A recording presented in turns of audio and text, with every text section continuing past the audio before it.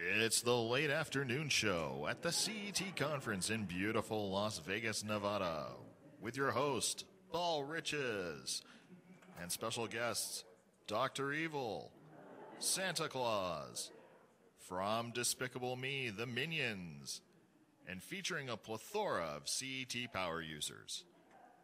And now, give a warm CET conference welcome to Paul Riches.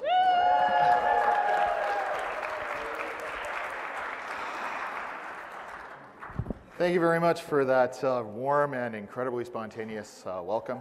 I really appreciate it. For those of you who didn't get a chance to meet me last night, my name is Paul Riches. I'm the lead designer for Heritage Office Furnishings. We're a Steelcase dealership in Vancouver, BC. And I'm very excited that Configura asked me to present the top 10 Letterman-style tips and tricks this afternoon. And actually, I'm even more thrilled that we're back in Las Vegas. This is now the 5th year in a row that we've been in Vegas, and it's one of my favorite cities in the world. Especially around this time of year, you know, Halloween, we've got the costume thing going on tonight. And actually, when I was on my way in from the airport on Monday morning, I heard on the radio that the Las Vegas Chamber of Commerce decided that this year they're going to do something a little bit different for Halloween. They're actually, you know how all the hotels on the Strip kind of have a theme? They decided they were actually going to dress up some of the hotels on the Strip this year. So I think I got a few pictures of what they were proposing. That'll be the Mirage. Thank you to the 10 people who laughed at that joke.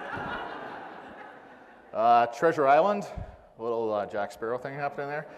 And of course, the Trump Hotel. I think Lars is going to take me outside and kick my butt afterwards for abuse of Photoshop. But actually, one of the funny things that I heard on the way in is that I heard the Swedes are actually going to be investing in a new hotel on the Strip that's going to be opening in next year.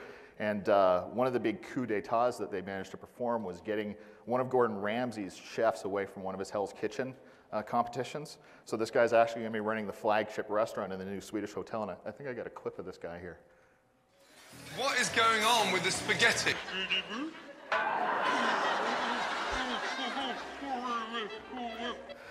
All right. Okay. Anyways, enough of my bad jokes. Let's get into the Top 10 West. Let's roll the intro. This afternoon's CET Top 10 list is brought to you by Punch, the delicious Swedish liqueur, preferred by 9 out of 10 Swedish software engineers. Whether you're partying like the village people in Vegas or celebrating another crushing defeat of the Finnish national hockey team, choose Punch. Punch, found in better bars and occasionally smuggled into Las Vegas hotel ballrooms. All right, so from the home office in Grand Rapids, Michigan. Speaking of Grand Rapids, my good friend Brian DeRue's at the back of the room, and I was back there in August for some COP meetings for Steelcase, and one of the things I was talking to Brian about was if you go to Grand Rapids, you'll notice there's so many Dutch people there. It seems like every time you turn around, there's somebody with a Dutch last name. And actually, Steve Erickson introduced me to one of the new Configura software engineers that they just hired to work on the new project, and I think I got a clip of him. All I know is that I'm having an Amsterdam good time, yes. Okay, sorry. I promise that's the last bad joke that I bag on the Swedes and the Dutch. I told you people I wasn't going to get out of here without offending somebody. So, CT Top 10, here we go, at number 10.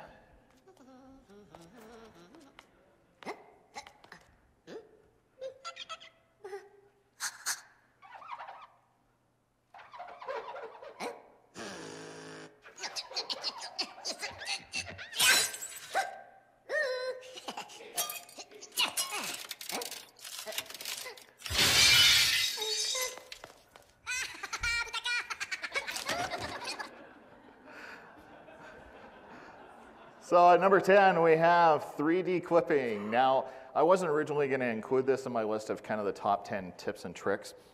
This is actually kind of a collaborative process that I went through with a number of designers that I know through the Steelcase COP meetings, and I kind of polled some of the trainers at Configura, and Kate Sword helped me out a little bit. So this is kind of a collaborative effort. One of the things that I actually found when I started compiling this list, especially from my own experience in my dealership, is that, let me just throw that up there. When I'm training new designers in our dealership, we tend to get so focused on the power of things like PhotoLab because it's such an incredibly amazing tool that sometimes we kind of overlook the features and the benefits of other objects within the software. And one of them, I think, is 3D clipping. You know, the ability to allow us to take entire floor plans and just kind of punch out the areas visually without having to go through the whole freeze and unfreeze, just do a quick snapshot of what you're working on. Especially beneficial when doing massive floor plates. Like, for instance, right now, we're working on 6 floors of a municipal building, and the company in question has decided to give their employees leeway when it comes to designing their workstations. Yeah, so sometimes individual users and facilities managers kind of want to see what their station looks like compared to everybody else, or you know, if it's a different color in the panels or whatever. So as an example, here we've got a nice 300 station cubicle farm. And one set of users in here decides that they want to change their leg to, say, a frame 1 loop leg. Now, this, of course, touches off, you know, people 2 rows down from them who say, hey, we want to do something different too. So they decide that they're not only want to change their leg out to a C leg, but they actually want to change the height of their panels as well. So it's just a quick couple of steps to go to the 3D clipping tab, or the 3D tab in CET. Go down to 3D clipping and just highlight the areas in question. So this enables us to basically punch out the entire area around it and just focus in on that one station, whether you're doing an edit to it or whether you just want to show a quick visual. Now, what I usually tend to do is when I do something like this, especially if I'm doing either a live demo or I just want to get this to the user as quickly as possible without wasting a lot of time, is I use the new feature in the right-click menu, Capture Image. So what I'll do is I'll actually create a frame shot in 3D, right-click on it as soon as I position it, and then just head over to email and just pop it into a quick email to the user in question. And then it's just a matter of toggling the 3D clipping on and off. Now, I know this is kind of a basic function for those of us who've been around CET for a while, and it was kind of a balancing act to figure out how to combine stuff for new users and stuff for more experienced power users in this presentation. So I know a lot of you are kind of sitting there right now going, yeah, Paul, it's 3D clipping. We've known about this for 5 years. Hello. Yeah, and that's exactly the reaction that I was going for right there. So there we go. At number 10, it's 3D clipping.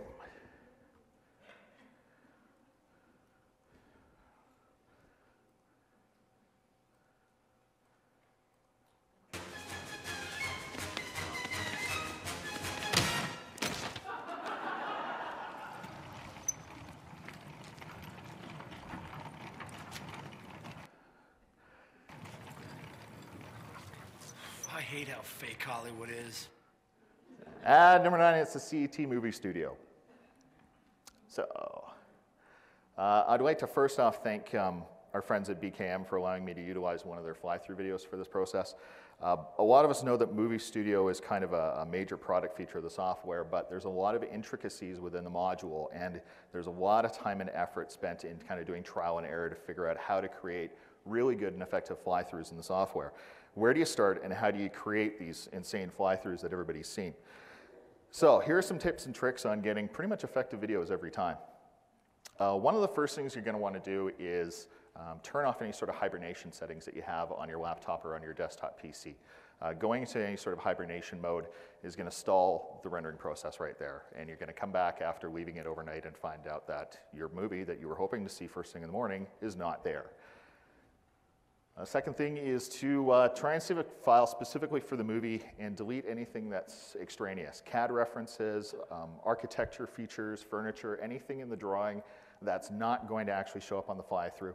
And then leave your light settings on either simple or multiple suns.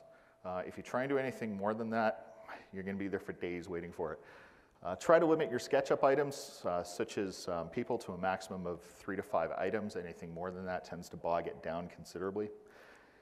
And try and minimize the number of clicks to keep your turns as wide and as smooth as possible.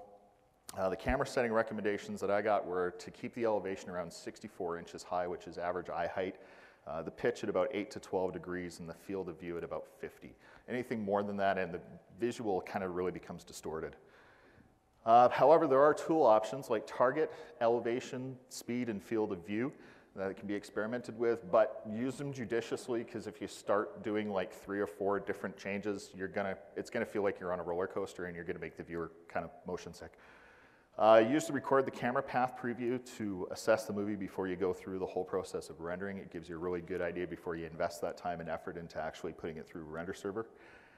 And as far as the save settings, leave the captions blank and just record it at real time, 1280 by 720 for a quicker rendered but a lower quality movie. Sometimes this is good enough. It's fast and furious. Once you get into doing higher end movies, if you set it at 1280 by 720, high res, render quality at high, output quality at high, and if you plan on displaying this on an HD display in your dealership, save it as 1080. Moving on from that, try and keep the total number of frames under 1,000 to avoid crashing, or conversely, you can create multiple movies and then just edit them together with Windows Movie Maker. It's a free download.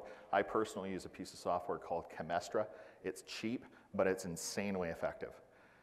60-second film should take about 6 hours to render, and just lock that workstation down. Don't try and do anything else while that rendering's going on, or it's just gonna frustrate you. Once the actual film itself has been generated and been saved, post-render you can use, again, Windows Movie Maker or Chemestra or a equivalent piece of software to manipulate and enhance the movie, including MPEG audio files, titles, captions, and effects. And then you can use Vimeo website links, FTP sites, you send it, thumb drives, or hey, even my configure briefcases to try and share your drives along with your clients or other peers. So that, at number 9, is Movie Studio. Hi everyone, I'm Tasha Mueller from Heritage Office Furnishings, and my top 10 trick is using the shortcuts in the...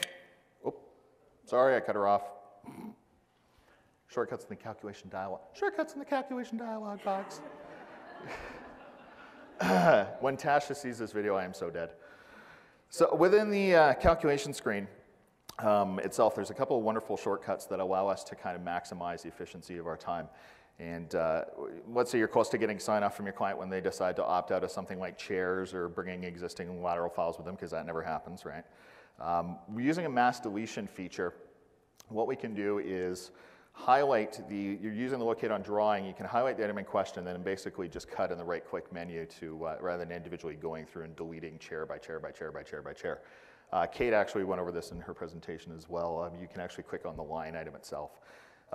Without running a validation of the project, you can actually find out within the calculation screen what items you're missing in question as far as undecided options. Now, forgive me, Hayworth people, I'm not up on my canvas, so I don't know if you actually have these options within your calculation screen. So if you don't, bear with me, I'll be about 2.5 minutes. Chances are we're pretty close on D-Day to placing the order. If your clients are anything like ours, they've left it to the last minute. So time is money here. Rather than going through and modifying the scheme manager and everything like that, you can just simply click on the undecided line, go through the scheme manager that shows up next to the calculation screen, and then clicking on the undecided line, you can just basically re-option your parts right there. And of course, there's a re-option part for project symbols that everybody knows about. Kate Sword laughs about this all the time, swapping out chairs for panels and things like that. Furniture geek humor.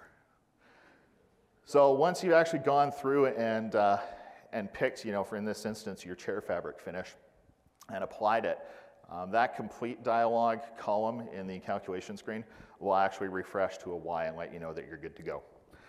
So that, at number 8, is calculation shortcuts. Sorry, Tasha. Calculation screen. Oops. Pardon the technical difficulties. Hi, this is Kate Sword. My top 10 tip is using the material libraries. So thanks to Kate for doing the video for me and for letting me blatantly rip off her website, which I've done several times in this presentation. She mentioned earlier today she and I kind of borrow stuff from each other all the time. I'm borrowing heavily from her today. So it's number 7, it's materials libraries. Just pull up my demo video here. Where are you?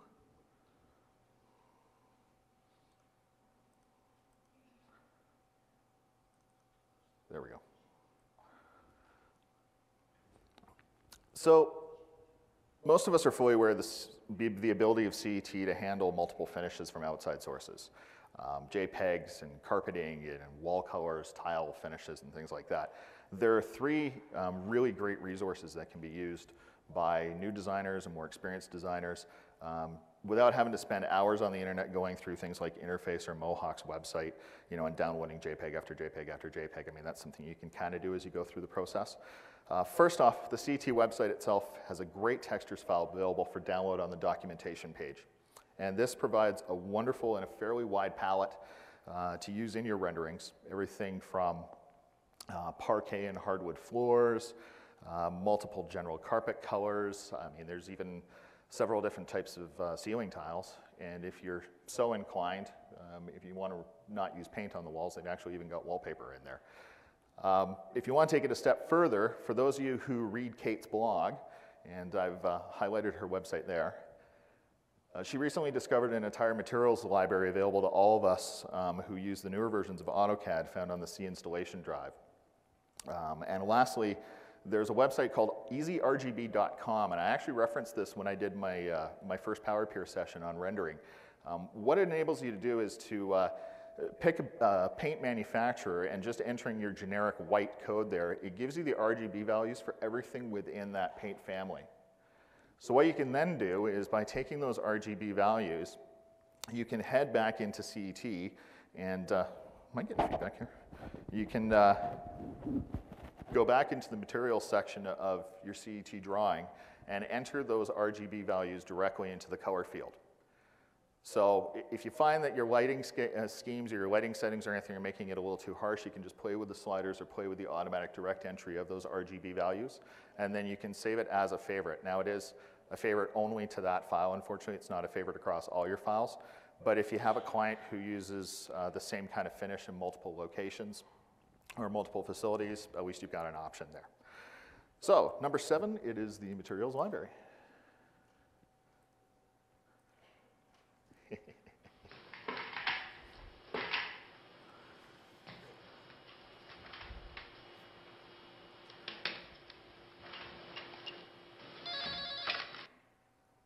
Oh, geez, sorry. Hello?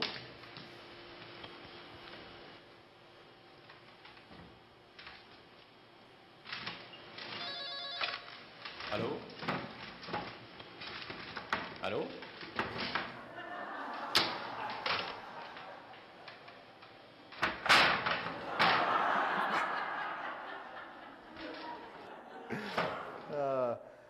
So number 6, we've got the reconfiguration module.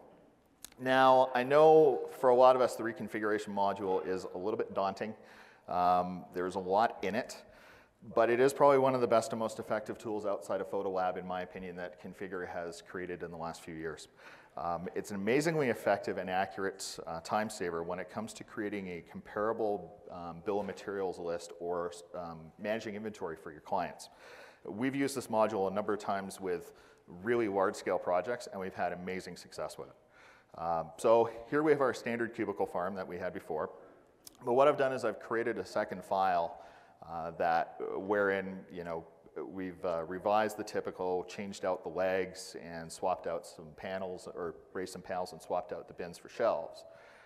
If we go to the actual reconfiguration tab and start the tool, what the reconfiguration tool allows us to do is take that existing drawing and set it up as a quote-unquote depot, or basically a stock location. Once we can then rename it as a reconfiguration. And the nice thing here is it enables you to import your article views specific to the file that you've saved. So if you're like me and you have a set number of columns that you use and you don't have to go through and turn everything on and off, you can actually just have an article view and import it at the time that you're importing your reconfigured in your demo models. So once you made changes to your floor plan, it can then be compared and contrasted to the existing file. So I think here I've got my demo model at the top, and I'm just going to, I really got to fire the guy who did the design work on this, because he's taking way too long to change the name of that. By the way, it was me. So anyways, now I've renamed it the reconfiguration model, so you can see there's a scheme for, or a tab for the new to the reconfiguration model, the reuse, and the inventory. Now, facilities managers absolutely love this because essentially you're almost tracking their inventory for them. They know exactly what's going to be left over after you do a reconfiguration. And if your ERP system accepts a CIF file, then that can also be exported using the filters contained in the module. So while there's not a direct link, Brian, I'm looking at you, while there's not a direct link yet in the reconfiguration module, and for those of you who are so inclined, that makes an excellent feature request, I've been pushing Steelcase for a while to kind of incorporate that. One thing to note when you're saving your reconfiguration file, if you have particular naming or filing standards, this saves as a different extension than a standard CET file, so just be aware of that when you're actually saving it. So there we go. At number 6, it is the reconfiguration module.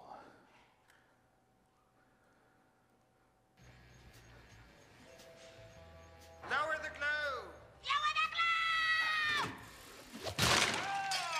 Ow! Scheisse. Well, congratulations, numbnuts. You've succeeded in turning me into a frickin' jack-in-the-box. Get it off! Get it off! It's dark! It's dark! I'm okay. I'm okay. One of the things that I've found over the last couple of years is that we as designers kind of become creatures of habit after a while. We're exceptionally creative individuals, but like most people who work in a job for a particular period of time, we have our little ways of doing things back and forth. CAP 2020 users, I'm kind of looking at you right now.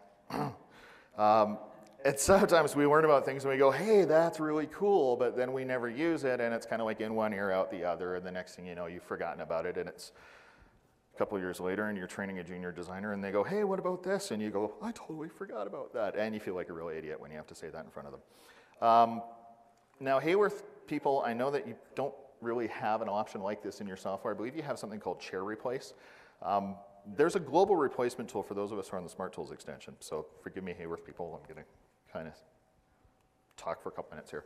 And of course, Project Symbols has the re-option part feature that I mentioned earlier.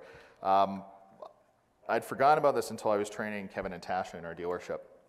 And while it's a bit limited in the amount of product lines that can be replaced, I was honestly shocked that there was such a powerful tool within the CET module that I had completely forgotten about. So what Global Replace allows us to do is basically take any storage or seating item within our library of Smart Tools and replace it across an entire file in one fell swoop. So when this video speeds up and actually focuses in on the workstation, and I can stop trying to waste time, I really should have edited this video a bit more. Once you hit the global object replace, thank you. Once you actually get there and click on your chair or your overhead bin or your filing or whatever, what it does is it pulls up a screen in the upper corner. So in this instance, if we pick a universal curved front bin and we decide we want to swap that out, when the global replace window comes in, it allows us to pull down on that menu pretty much every single item that is comparable to switch out on that within the Steelcase product line, such as the universal sliding door bin. Now when you bring that up, there's quick properties. So essentially it's like placing the object the very first time to the drawing. It allows you to basically re-option the part right there. Once you've done that and you apply it, it'll give you a message that tells you right up in the corner there that 240 objects were successfully replaced. So right there you know that you're not running into any instances where you're trying to swap a shelf out on an up-mounted bin, because you can't do that. It'll tell you if you can't do that. It just won't happen. So here we've got our universal sliding door bin in our drawing. Now we can kind of take this one step further, and if you have a drawing that you need to value engineer for a client and say they want to go from universal PEDs down to turnstone, try and save some money on the budget, you can swap within families of product there. And again, it gives you the same features. You can choose your ledge pull, your rails, your pencil tray, your key plugs, the whole 9 yards. Apply it, there's your PEDs, and there's your object indication that all your objects have been replaced within the drawing. I'd personally love to see this tool developed a bit more, because I think it's probably one of the best tools available to us in terms of ease of use and maximum time savings. So, at number 5, that's Global Replace.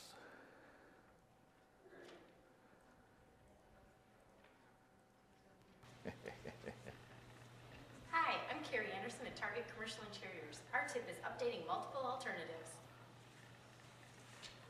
Hi, I'm Carrie Anderson from Target Commercial Interiors, and our tip is updating multiple alternatives. Hi, I'm Kerry Anderson from Target Commercial Interiors, and our tip is updating multiple alternatives.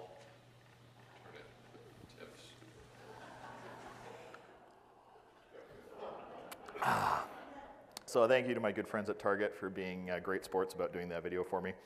especially Jason. So at number 4, we have updating multiple alternatives. And again, I'm probably going to wind up having to pay royalties to Kate Sword for this one because she actually covered this off on her website a couple months back. But I don't know how many of you are actually doing this in your daily kind of design work. When I saw this, I had one of those light bulb over the head aha moments. Essentially, one of the biggest complaints from our design group, and I've heard this from others, is when you receive a new CAD plan multiple times during a project, and you have to change, say the base building, you've got to change building features in each alternative as you've done it. Kate's found a way around this. So here, essentially, we have 3 blocks. We've got one block that's just architecture, walls and floors.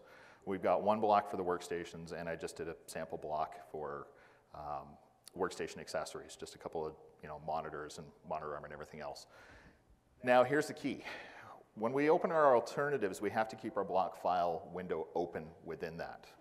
So don't close the block file if you want to make sure that you do this within your drawing. I basically just named this original and multiple. Now, once the symbols are placed, and like I said, the key is to keep the block screen open. If we create multiple alternatives and change the blocks, those blocks will hold their intelligence across the spectrum, as it were. So if we go back into the architectural model and you get an update from your A&D rep or whomever, and they say, well, we've added some windows here, or we've changed a wall around here, and it's affected the placement of your furniture.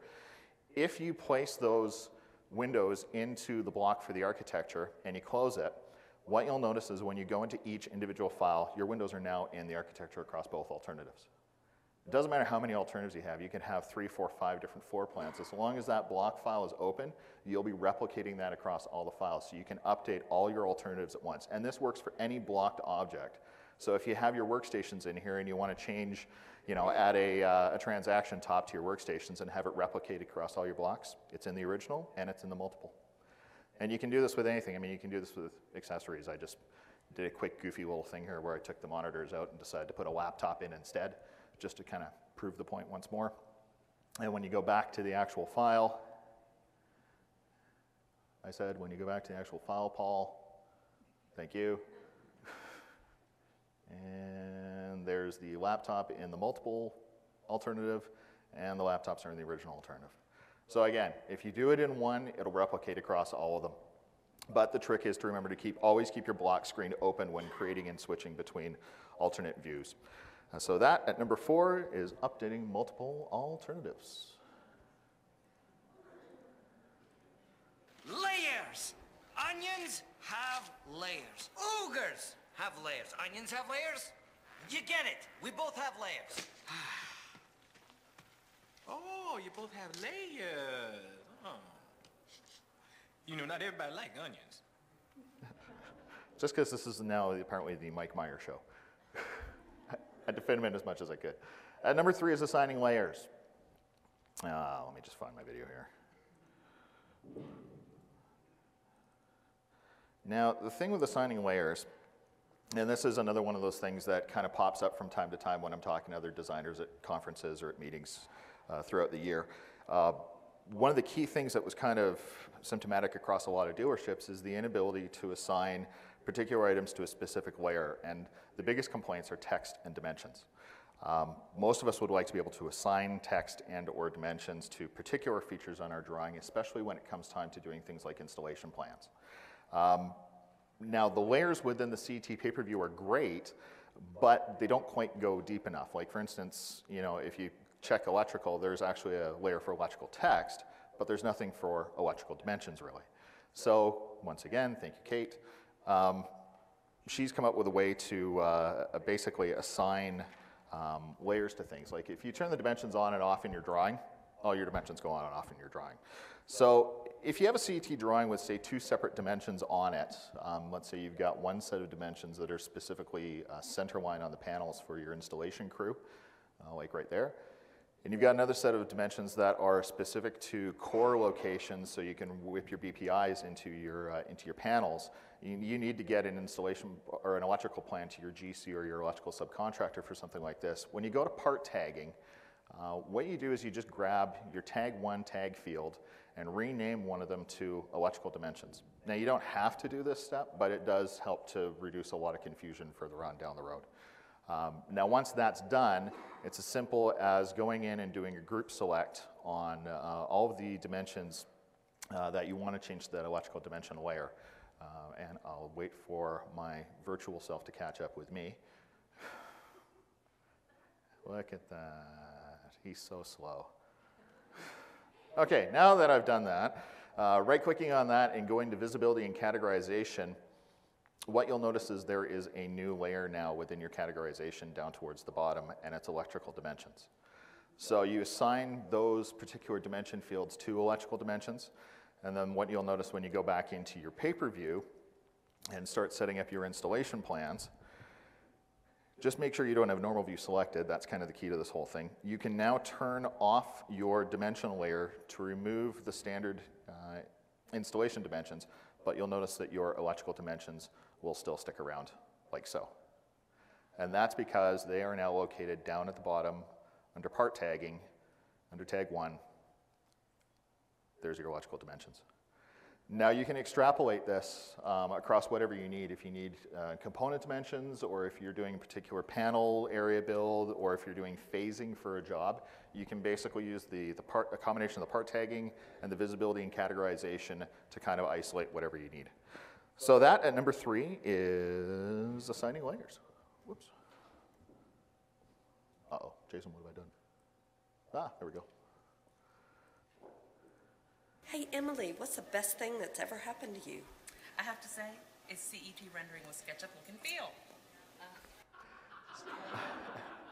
So thanks to Emily from Rockford McCoy in Austin, Texas for agreeing to do that video for me. I appreciate it.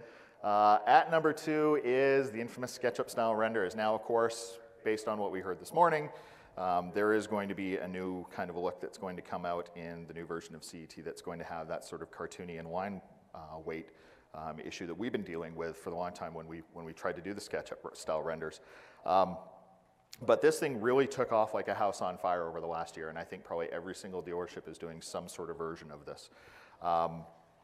Once again, Kate took it, made it even better, and created something that's called ghosting now. And if you've seen your CET calendar from this month, you've seen an example of what ghosting looks like. Now, the SketchUp model in and of itself, I just opened my video and transferred over. The SketchUp model in and of itself is amazingly easy and fast to accomplish. Essentially, what you're doing is you're taking a fully rendered 3D model of your workstation within Photolab, and then secondly, creating a contour image of that render, and then using saving the contour image as a JPEG. So in this instance, I'll just kind of save it to my desktop, and then using the watermark feature to overlay the contour image over the initial full-scale render. And then it's just a matter of playing with the opacity and getting it to a point where you kind of like, hey, you know, that's a little too much, that's a little too little, and there's the 3 beers, that's just right.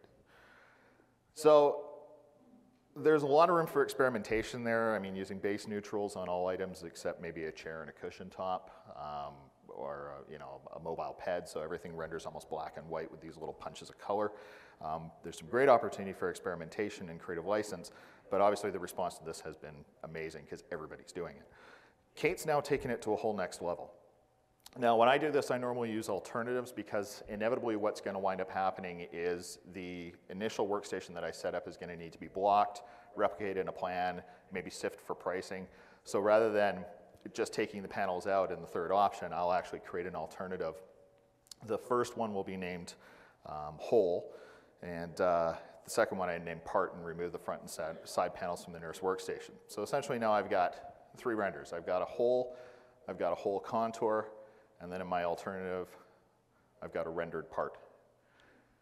So in order to do the ghosting imaging, you go back to your whole, save the rendered image as solid, and I am using pretty much Kate's terminology verbatim here. You can sue me later, Kate, wherever you are. The contour image has already been saved to the desktop, and here's where the magic starts happening.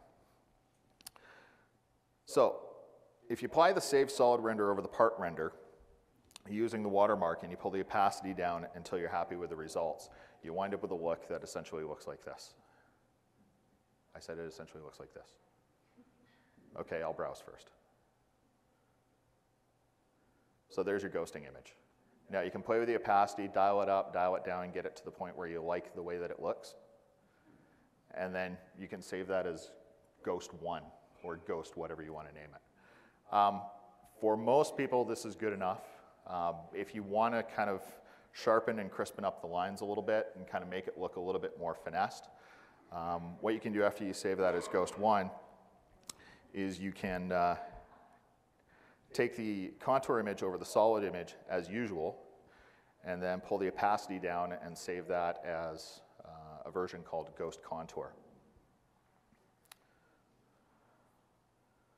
So right when you get it the way that you want it to look, you got a good blend between the contour image and the solid image.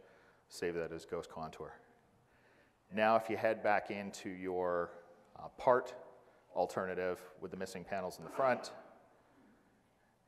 and you apply that image with kind of the SketchUp look to it, it just sharpens the lines a little bit more. It's kind of hard to see on the resolution on this one, but again, you can play with the opacity to get it the way that you want, but adding that kind of contour watermark underneath it just gives a little more crispness and a little more definition to those lines. And then again, you can play with the opacity and save that as Ghost Final. Now, there are a lot of options for creating new visuals and playing around with those options, like playing with the saturation in post-production and varying the amount of opacity both in the Ghost Contour image and in the Ghost Final image until you get exactly the blend that you want. I'm personally using this option for when we run into the standard problem of older clients, like a lot of our legacy clients who kind of have that older way of thinking, and rather than giving them the giant 8-foot-tall view over the top of their panels into their workstation, this is an incredibly effective way of getting around that and kind of showing them a transparency. So that at number 2 is the SketchUp and Ghost style renders. And at number 1. How about a nice football? Football? What's a football? Without conscious will, my voice squeaked out. Football. Okay, get him out of here. A football? Oh, no! Okay. What was I doing? Wake up, stupid! Wake up! No!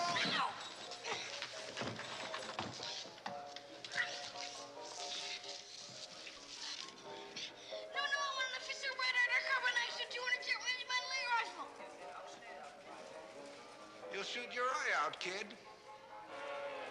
Merry Christmas. Ho, ho, ho.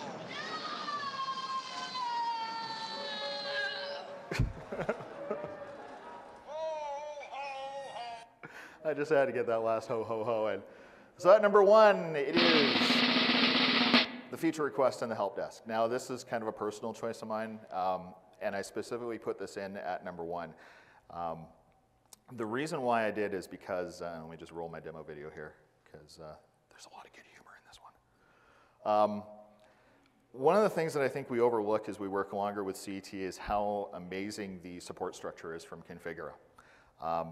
Most software developers really don't take their end users into account when they're designing their software, particularly when they think that they're kind of the only player in the market, or what I call the biggest kid in the playground syndrome.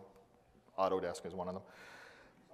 From the very beginning, Configura has treated us all not really just as end users who are there to kind of continually pester and annoy and torment them with requests and changes and bugs and everything else, but more as partners in this process of making this software the best that it possibly can be. And I don't think this is anywhere more evident anywhere than in the feature request as part of the help menu. We have the opportunity to have our voice heard and to help guide the software to be what we need it to be for our intents and purposes. Now, I'm just as guilty as anyone. You know, when something goes wrong, I'll just kind of complain to myself about it and not send a bug report in. I'm trying to get better on that. But for example, let's say you open your drawing one day and somebody at CET has decided to play a practical joke and change the flat screen monitors to an image of Kimi Räikkönen. Now, take the time to fill out a bug report and let them know how much having a Finnish race car driver in your drawing annoys you. For those of you who can't read Swedish, that loosely translates into, and Johan's laughing already, which is a good thing. Pardon me, but there seems to be an annoying Finnish race car driver in my drawing. Now, I make light of it, but we have this voice in constructing the software with CET and being partners in the process, and that's virtually unprecedented. But if we want it to become what we need it to be, we really do need to take an active role in its progression. So when you run into things, take the time out of your day for 5, 10, 15 seconds, send in a bug report, and not just for the ones that crash your system and lock you up and frustrate you and cause you to, kick the person next to you. But, even the small annoying ones that are more like little mosquitoes buzzing around that we kind of learn to live with on a daily basis rather than do something about. Don't just settle for something when you know that it's wrong. That's what I kind of call the Autodesk model, and it's incredibly frustrating. We're in a position where we don't need to just accept it. We can do something about it, and Configurer wants us to do something about it. And Johan's laughing again. This is good. For those of you who don't know what so strumming is, it's basically pickled fish in a can, and it's apparently one of the most vile things you can ever smell. So that's kind of my little, it's a delicacy in Sweden apparently, so that's my little in-joke to the Swedes. And besides, you never know how many people are experiencing the same frustration or have kind of had the same idea that you have. Like Carrie Anderson and I from Target, we compare notes all the time. Like if something's bugging one of us, chances are it's bugging the other one as well. So usually when Configurer gets a message from one of us, they get a message from the second one of us right afterwards. And Jason One's a great example of somebody who has repeatedly gone to Configurer for like 3 years about their technology integration. And yes, the squeaky wheel does get the grease, so it's worth our time and effort to take advantage of that feature request and take advantage of that bug report in the help desk menu. That's my personal evangelization there. So that's number 1 on the CET top 10 list, the feature request and the bug report. I'm just going to roll the credit screen here. Thanks to everybody who participated in compiling these tips and tricks. It truly was a collaborative process with a lot of people behind the scenes. And indulge me in my continual requests for information and PowerPeer videos. I hope whether you're a relatively new user or whether you're an experienced PowerPeerer, you took something out of this presentation. Enjoy the rest of the conference. If you see me in the hallways, feel free to grab me if you have any questions or concerns. And in the words of my Swedish brethren, hot and good not.